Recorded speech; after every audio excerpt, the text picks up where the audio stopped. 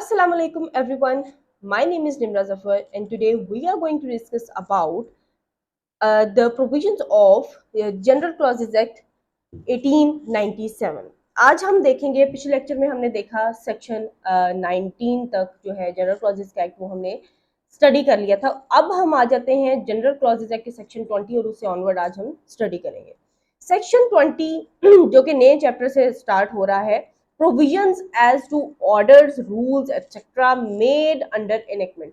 किसी एनेक्टमेंट के अंदर कोई ऑर्डर पास होता है, कंस्ट्रक्ट होता है, या कोई और इस तरीके की कोई चीज है, ऑर्डर है, कोई स्कीम है, कोई रूल्स है, तो उससे रिलेटेड जो प्रोविजंस है, रूल्स एंड रेगुलेशंस है, वो हमें क्या बताएंगे? वो हमें जनरल क्लॉजेज एक्ट बताएगा कि अगर इन चीजों से रिलेटेड कोई ऐसा प्रॉब्लम क्रिएट होता है जिसकी कोई हल नहीं है, जिसकी कोई स्पेशल प्रोविजन किसी और स्पेशल लॉ में मौजूद नहीं है, तो हमें कैसे पता चलेगा कि इस जो प्रोविजन है इसकी इंटरप्रिटेशन जो है वो कैसे करनी है। तो ये हमें बताएगा सेक्शन 20। सेक्शन 20 क्या कहता है? Construction of orders etcetera issued under enactment. किसी एनेक्टमेंट के अंडर अगर ऑर्डर या स्कीम या रूल कोई है तो उससे उसकी कंस्ट्रक्शन जो है वो कैसे होगी। तो all order whereby any central act और regulation a power to issue an notification any notification. अब कौन सी पावर है किसी अथॉरिटी के पास किसी एनेक्टमेंट में? क्या वो पास करेगी? कोई नोटिफिकेशन पास करेगी, ऑर्डर, स्कीम, रूल, फॉर्म और बायलॉज इज कॉन्फर्ड। किसी अथॉरिटी को ये सारी पावर जो है वो डेलीगेट की गई हैं, कॉन्फर की गई हैं।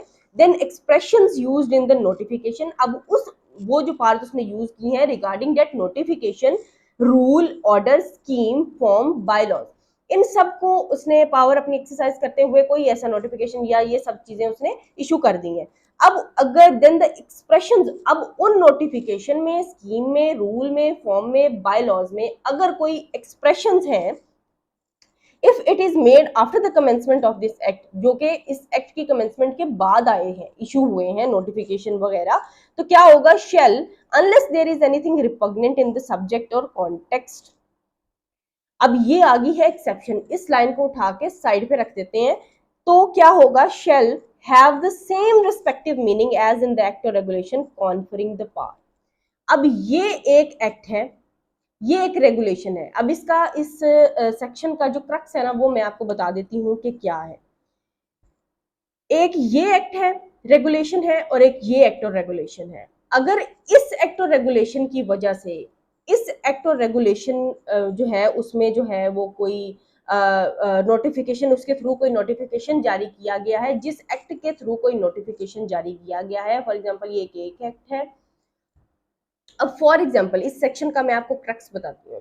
फॉर एग्जाम्पल ये एक रेगुलेशन है, एक्ट है, जो इस एक्ट की कमेंसमेंट, मतलब जनरल क्लॉजेज एक्ट की कमेंसमेंट के बाद कोई नोटिफिकेशन इशू हुआ है, कोई चीज इशू हुई है, तो फिर क्या है उसके अंदर अगर कोई नोटिफिकेशन इशू किया है, कोई स्कीम है, कोई रूल है, अगर उसके अंदर कोई ऐसा एक्सप्रेशन है जो समझ में नहीं आ रहा, जो क्लियर नहीं है, जो एब्सर्ड है, उसमें कोई एब्सर्डिटी आ रही है, तो फिर क्या होगा?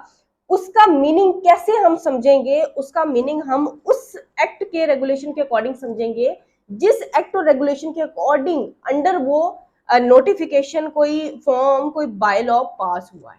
ठीक है, मतलब कोई नोटिफिकेशन अगर पास हुआ है, कोई चीज पास हुई है, उसमें कोई चीज अनक्लियर है, तो उसको हम कैसे समझेंगे कि जिस लॉ के अकॉर्डिंग उसको इशू किया गया है, उस लॉ में उस चीज का, वर्ड का क्या मीनिंग है, वो वहां से हम कंस्ट्रक्ट करेंगे। उसके बाद आ जाते हैं सेक्शन 20A। सेक्शन 20A क्या कहता है? Rules and orders etcetera to be published.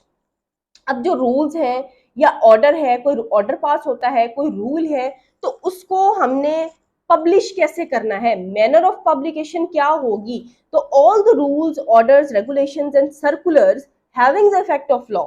ऐसे कोई सर्कुलर जो कि सर्कुलेट होते हैं कोई इत्तला देने के लिए, या कोई रेगुलेशन है, कोई ऑर्डर पास किया जाता है, कोई रूल्स बनाए जाते हैं, तो फिर उसको कैसे?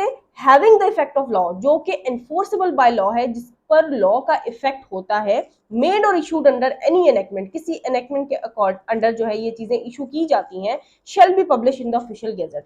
तो उसको ऑफिशियल गैजेट के अंदर जो है वो सबसे पहले पब्लिश किया जाएगा। ये एक अमेंडमेंट है, 2002 में ये अमेंडमेंट आई थी, तो इसको नोट कर लीजिएगा। उसके बाद आ जाते हैं सेक्शन 21 पर। सेक्शन 21 क्या कहता है? Power to make to include power to add, to amend, to vary or rescind orders, rules और bylaws।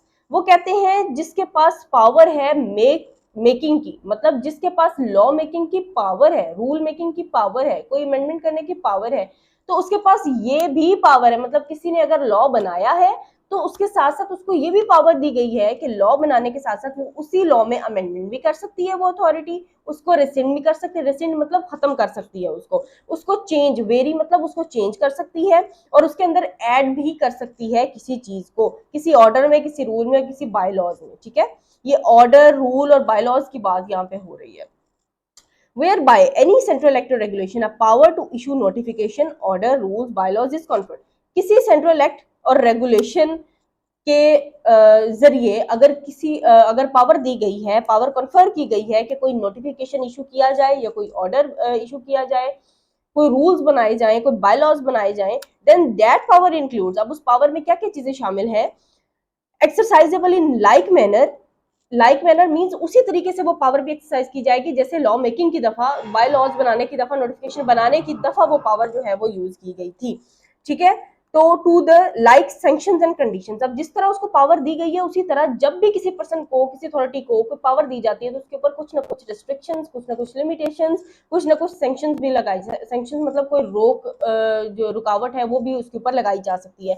तो इन सब चीजों को मद्देनजर रखते हुए कि जो सैंक्शंस है वो भी एज इट इज अप्लाई होंगी, जो उसके ऊपर सारी लिमिटेशंस आ रही है वो भी एज इट इज अप्लाई होंगी, और उसके बाद वो उसी तरीके से जैसे उसने लॉ मेकिंग की है उसके अंदर अमेंडमेंट भी कर सकते हैं, वेरी भी कर सकते हैं, रिसेंट भी कर सकते हैं किसी ऑर्डर को, नोटिफिकेशन को, रूल्स को या बायलॉज को। उसके बाद आ जाते हैं सेक्शन 22 पर। सेक्शन 22 क्या कहता है, मेकिंग ऑफ रूल्स और बायलॉज एंड इशूइंग और order between passing and commencement of enactment. ये सेक्शन हमें क्या कहता है, ये सेक्शन सबसे पहले तो ये बात देख लें कि इस सेक्शन की सबसे जो इंपॉर्टेंट बात है, जो इसका क्रक्स है, वो कहाँ लिखा हुआ है, लास्ट 2 लाइंस में लिखा हुआ है। लास्ट 2 लाइंस हमें क्या कहती है, द पावर में exercised at any time after the passing of act regulation. अब यहाँ वो इस सेक्शन का मतलब ये है कि जो एक्ट की कमेंसमेंट है ना वो कब होनी है, या जो उस एक्ट के अंडर पावर किसी को दी गई है किसी भी चीज की, वो पावर कब एक्सरसाइज हो सकती है। तो यहाँ लास्ट 2 लाइंस में बताया हुआ है कि जो पावर है ना उस एक्ट के एनेक्टमेंट के अंडर जो उसको दी गई है, या जो कोई नई एनेक्टमेंट, कोई नया रेगुलेशन, कोई सेंट्रल एक्ट बनाया है, उस एक्ट के अंडर अगर किसी को कोई पावर दी गई है किसी चीज की, तो वो सारी पावर जो है एक्सरसाइज जो है वो तब ही हो जाएगी जब वो इशू होगा।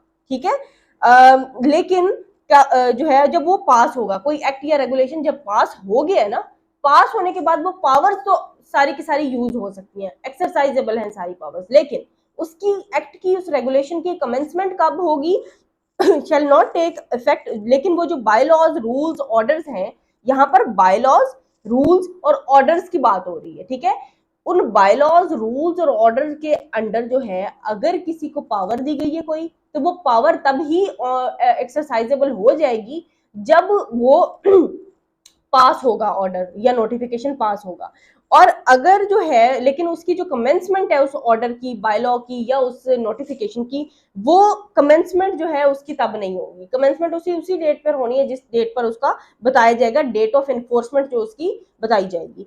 उसके बाद आ जाते हैं सेक्शन 23 पर। सेक्शन 23 क्या कहता है, provisions applicable to making of rules और बायलॉज आफ्टर प्रीवियस पब्लिकेशन। वो कहते हैं ये जो रूल्स और बायलॉज बनाए गए हैं, इसकी जो प्रोविजंस हैं ये एप्लीकेबल कब होंगी, ये एप्लीकेबल तब ही होंगी जब उस रूल की या बायलॉ की प्रीवियस पब्लिकेशन होगी। अब यहाँ प्रीवियस पब्लिकेशन से क्या मुराद है कि जब कोई रूल, कोई बायलॉ, कोई चीज आपने इशू करनी है, कोई नोटिफिकेशन इशू करना है, कोई सर्कुलर जारी करना है, तो सबसे पहले जो है उस चीज की इत्तला जो है वो पब्लिक को होनी चाहिए। पब्लिक अवेयरनेस की यहाँ पर बात हुई है। प्रीवियस पब्लिकेशन का मतलब है कि अवेयरनेस, लोगों की अवेयरनेस के लिए उसको एक दफा पहले पब्लिश किया जाए, लोगों के उसके ऊपर जो है वो डिसीजन, जो उसके ऊपर ऑब्जेक्शन जो है वो सुने जाए, उसके बाद ही इसको जो है वो एनफोर्स करवाया जाए।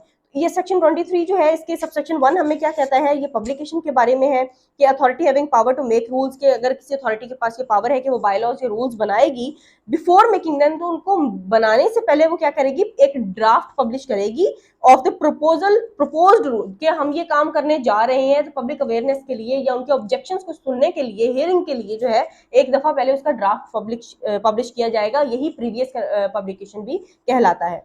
तो ये information of person likely to be affected thereby, मतलब ये लोगों की अवेयरनेस के लिए ये चीज की जाएगी। उसके बाद सेकंड जो इसका दूसरा सबसेक्शन है वो क्या कहता है, मैनर ऑफ पब्लिकेशन के बारे में बताता है कि पब्लिकेशन का मैनर क्या होगा।